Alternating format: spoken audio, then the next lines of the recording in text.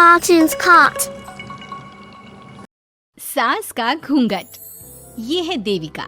देविका पढ़ी लिखी और मॉडर्न लड़की है, लेकिन उसकी शादी ऐसे परिवार में हुई है जो गांव में रहता है। भले ही ये 21वीं सदी है, लेकिन देविका के ससुराल वालों की सोच वो तो 18वीं सदी से आगे बढ़ी ही नहीं। आइए जानते हैं क्या होगा जब शहर की पढ़ी लिखी और मॉडर्न लड़की फंस जाएगी संकीर्ण मानसिकता वाले माहौल में। सागर, ये तुम्हारे गांव में सबने इतने लंबे लंबे घूंघट क्यों कर रखे हैं? और ये सब मुझे इतना घूर घूर कर क्यों देख रहे हैं? अरे यार, तुम भी घूंघट कर लो ना, इसीलिए तो देख रहे हैं सब तुम्हें। कम ऑन सागर, मैं घूंघट नहीं कर सकती। तुम्हें पता है ना मैं कौन हूँ। लेकिन देविका, मेरे पिताजी, चाचा जी, बड़े भैया और जीजा जी ने तुम्हें बिना घूंघट के देख लिया ना तो बहुत गुस्सा होंगे और न जाने कौन कौन से फरमान सुनाएंगे। घर चलो, देखा जाएगा जो होगा। सागर देविका से कई बार कहता है कि वो घूंघट कर ले, लेकिन देविका सागर की नहीं सुनती और अपने ससुराल के दरवाजे पर पहुंच जाती है। जब देविका वहां पहुंचती है तो देखती है कि उसकी सास बिमला, चाची सास कम्मो और जेठानी सुजाता ने लंबा सा घूंघट कर रखा था, पर उनकी ननद वीना ने घूंघट नहीं किया हुआ था। लेकिन हाँ, उसने सर पर सलीकी के साथ दुपट्टा जरूर ओढ़ा हुआ था। सागर अपनी पत्नी को सबसे मिलवा रहा होता है, तभी सागर के पिता जोगिंदर बोलते हैं, सागर, तूने बहू को इस घर के तौर तरीके नहीं समझा। हमारे घर की औरतें बिना घूंघट के किसी पर आए मर्द के सामने नहीं आती और तू इसे ऐसे ही ले आया। पिताजी, मैं समझा दूंगा। वो नई नई शहर से आई है ना, इसलिए उसे पता नहीं है। सागर की बात सुनकर उसके चाचा जी महेंद्र बोलते हैं, ये बात तो तुझे गांव में कदम रखते ही अपनी बीवी को समझानी चाहिए थी। हमारा गांव में बहुत नाम है। तेरी बीवी ऐसे गांव भर में घूमेगी तो क्या इज्जत रह जाएगी हमारी। ये बोलकर जोगिंदर और महेंद्र वहाँ से चले जाते हैं। शाम को घर की सारी औरतें खाने की तैयारी करती है। खाना तैयार हो जाता है, लेकिन घर की कोई भी औरत खाना नहीं खाती। बहुत रात हो जाती है, तब देविका कहती है, सासू माँ, खाना बने हुए तो देर हो गई, रात भी बहुत हो गई है, हम लोग खाना क्यों नहीं खा रहे हैं?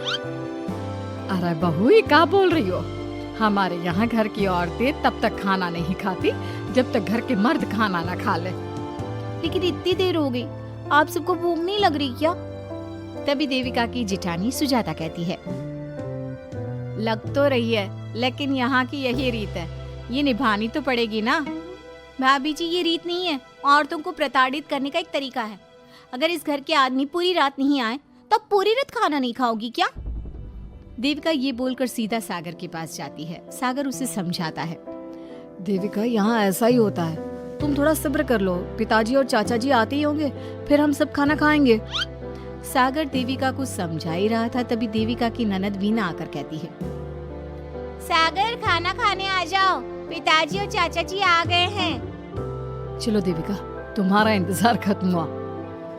सागर खाने के लिए बैठ जाता है। जब सब खाना खाने बैठते हैं तो देविका भी बैठ जाती है। सागर धीरे से उसे कहता है, अरे देविका, ये क्या कर रही हो? तुम इस तरह हमारे साथ खाना नहीं खा सकती। मगर क्यों सागर, मुझे भूख लगी है, सब लोग खा रहे हैं तो मैं क्यों नहीं खा सकती? ये हमारे घर का नियम है, पहले घर के आदमी खाते हैं और बाद में औरतें। लेकिन सागर, हमारे घर में तो ऐसा कोई नियम नहीं है। देविका और सागर में बहस छिड़ जाती है।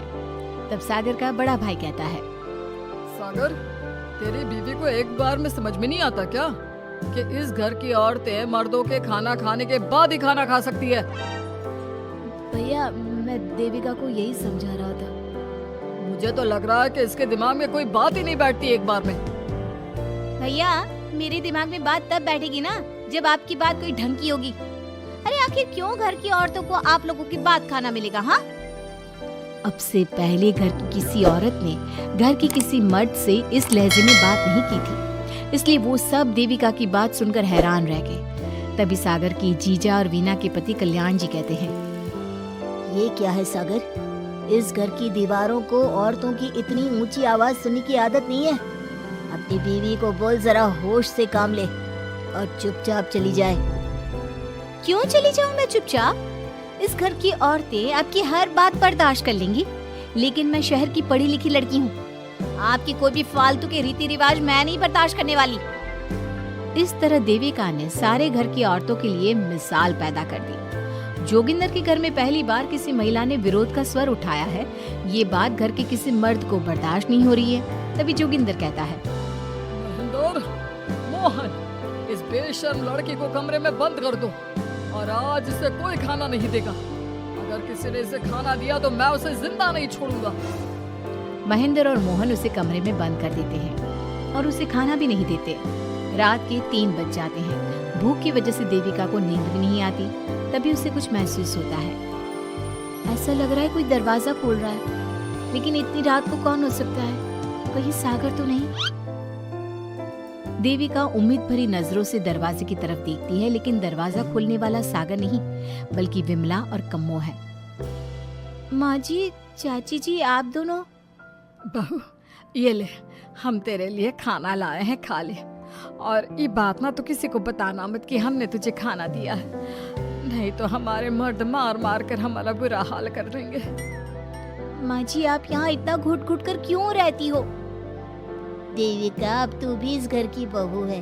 तू भी हमारी तरह रहना सीख ले। इस घर के कायदे कानून अपना ले। इस घर के मर्द तो कभी बदलने वाले हैं नहीं बहू, तो तू ही बदल ले अपने आप को। माँ जी, बदलाव अच्छे के लिए हो तो हमें बदलना चाहिए। बेकार और बेतुकी बातों का तो विरोध करना चाहिए।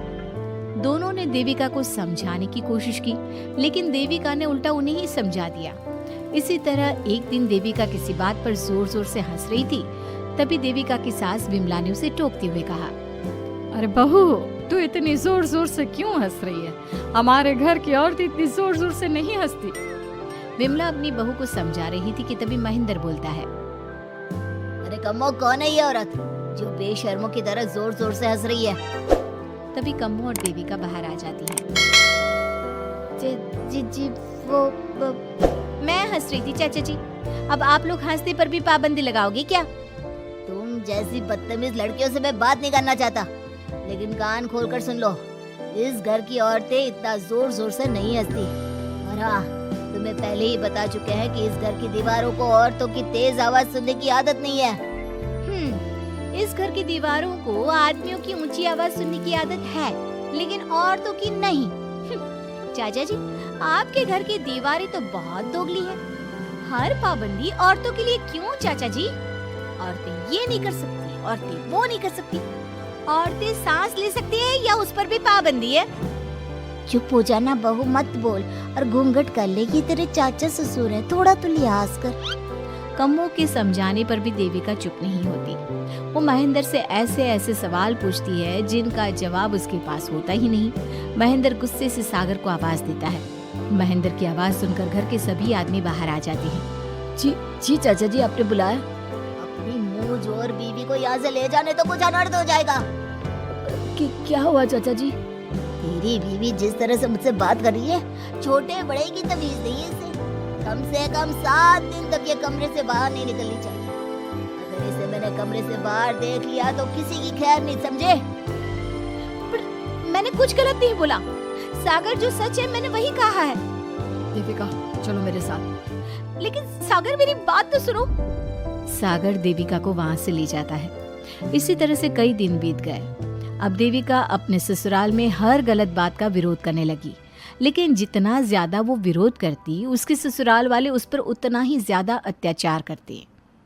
अब देखना यह है कि देविका अपने ससुराल वालों के अत्याचार को यूं ही सहती रहेगी। क्या उसके ससुराल में घूंघट में औरतों का दम इसी तरह घुटता रहेगा? अगर आप इन सवालों के जवाब जानना चाहते हैं ना, तो हमें कमेंट करके जरूर बताइएगा। और हमारी स्टोरी को लाइक, शेयर और चैनल को सब्सक्राइब करना ना भूलें।